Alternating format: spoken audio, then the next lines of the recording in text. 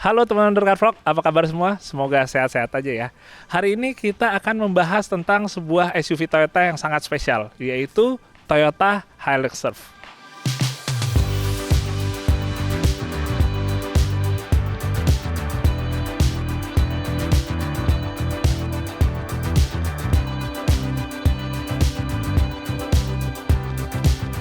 Toyota Hilux Surf ini adalah sebuah SUV ya, bukan sebuah pickup yang dirubah menjadi SUV.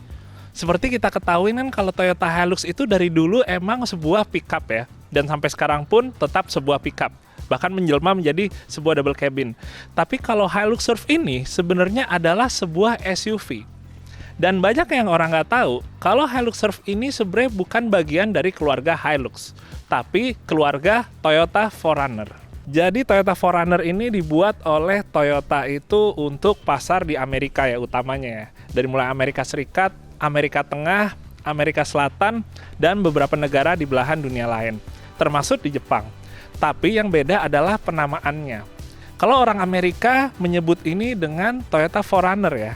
Tapi kalau di Jepang, ini dijual dengan nama Toyota Hilux Surf. Itu dia mungkin yang membuat sebagian orang berpikir ini adalah keluarga Hilux ya. Padahal bukan, ini adalah keluarga 4Runner. Kalau ditanya, kenapa namanya Hilux Surf? Hilux Surf itu sebenarnya sesuai dengan namanya surf, ini emang awalnya diciptakan salah satunya ya, untuk para surfer ya.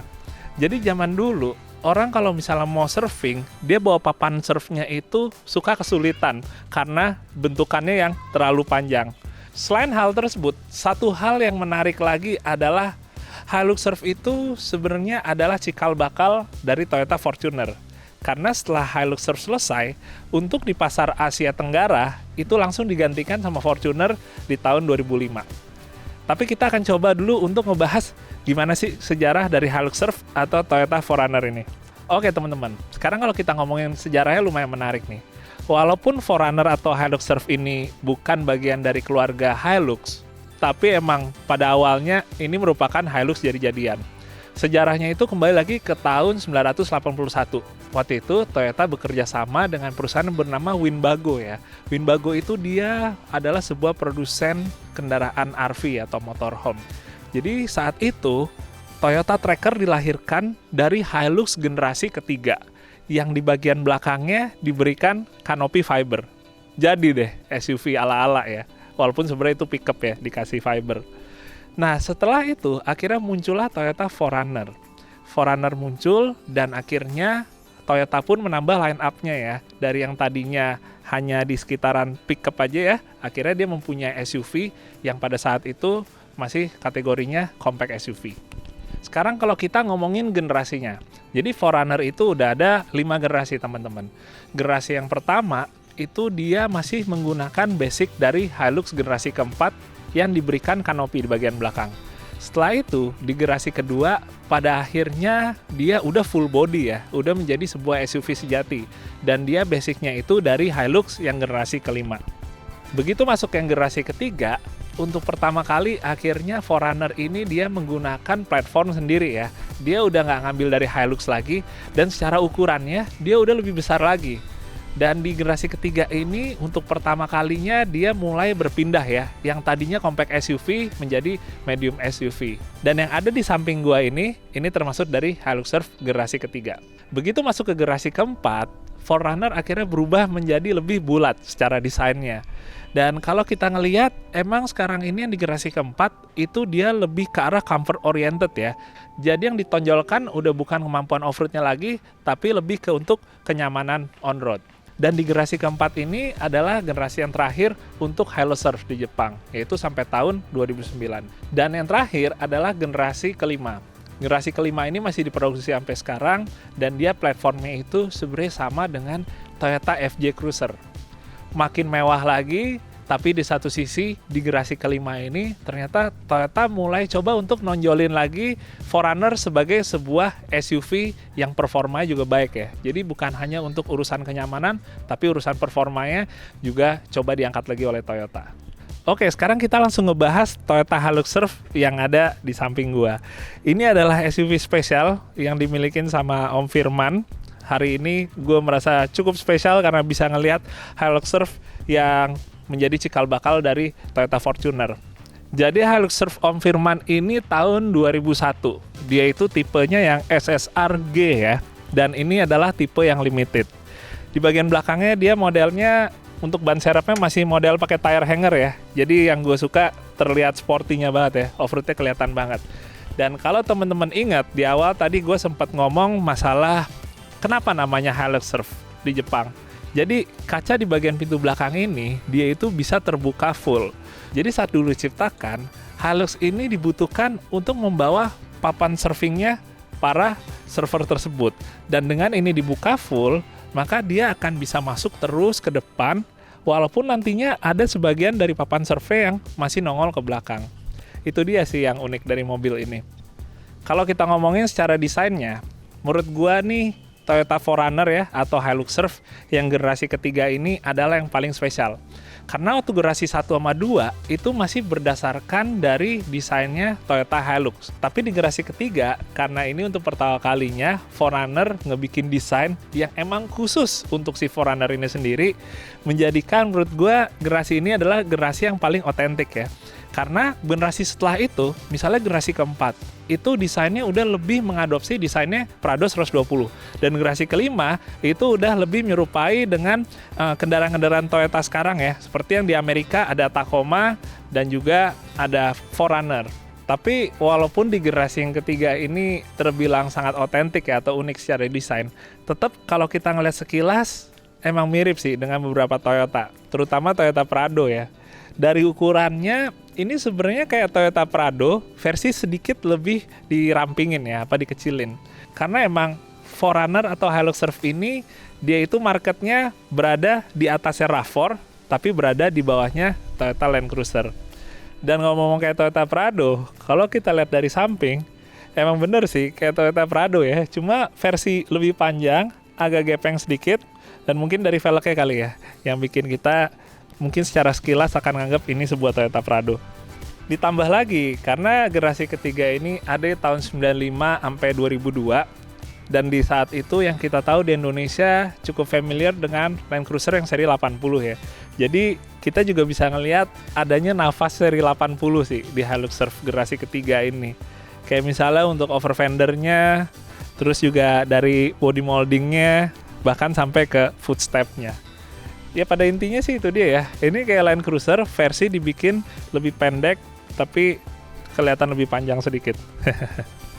Gue jadi pengen surfing. Nggak deng.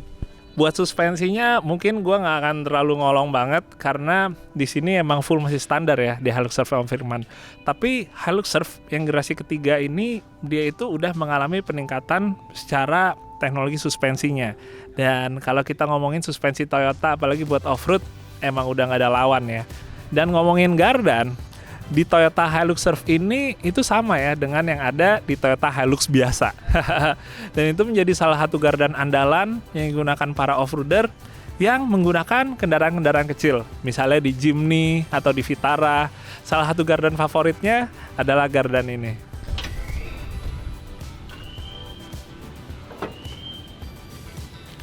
Begitu kita lihat ke bagian mesin, ternyata Hilux Surf ini menggunakan mesin bensin ya, bukan diesel. Ini adalah mesin 3RZ FE dengan kapasitas 2700 cc. Tapi ini bukan mesin yang ada di Fortuner ya, beda sama 27 Fortuner. Ini adalah mesin generasi-generasi sebelumnya yang banyak digunakan oleh Tacoma, Hilux, Prado di era akhir 90-an. Tenaganya dibilang besar juga enggak, sekitar 150 HP dengan torsi 242 Nm. Kalau ditanya tenaga segitu cukup apa enggak, kayak pas-pasan ya buat off-road. Tapi kalau buat kita ke pantai, bawa papan surf, lebih dari cukup sih. Assalamualaikum. Kita lihat dalamnya. Begitu ke dalam, yang langsung keinget di pikiran gua adalah sebuah Land Cruiser seri 80 ya. Soalnya dari bentuk dashboardnya itu emang cukup mirip, tapi emang dikombinasi sama rasa-rasa dari Toyota Kijang kapsul ya. Ya maklum sih, emang ini mobil yang ada di eranya ya, di era kapsul, yaitu di akhir 90 menuju ke 2000. Oke, jadi dari setir ya mungkin nggak usah dibahas, ini setirnya emang mirip ya sama setir dari mulai kita ngomongin Corolla, Corona, ataupun gerasi-gerasi lain yang ada di tahun 90-an itu ya, sampai ya termasuk untuk kayak Land Cruiser dan teman-teman. Oke, untuk di gearbox, ini gearboxnya pakai Matic. Maticnya itu 4 speed teman-teman. Tapi yang menurut gue spesial itu adalah untuk transfer case-nya. Jadi transfer case-nya ini dia itu walaupun ada H-nya, tapi dia juga bisa dianggap sebagai full type. Nah, bingung kan? Jadi gue kasih tauin dulu. Orang terkadang salah kaprah, part time dan full time itu hanya sebatas ada two wheel drive atau nggak ada two wheel drive sama sekali.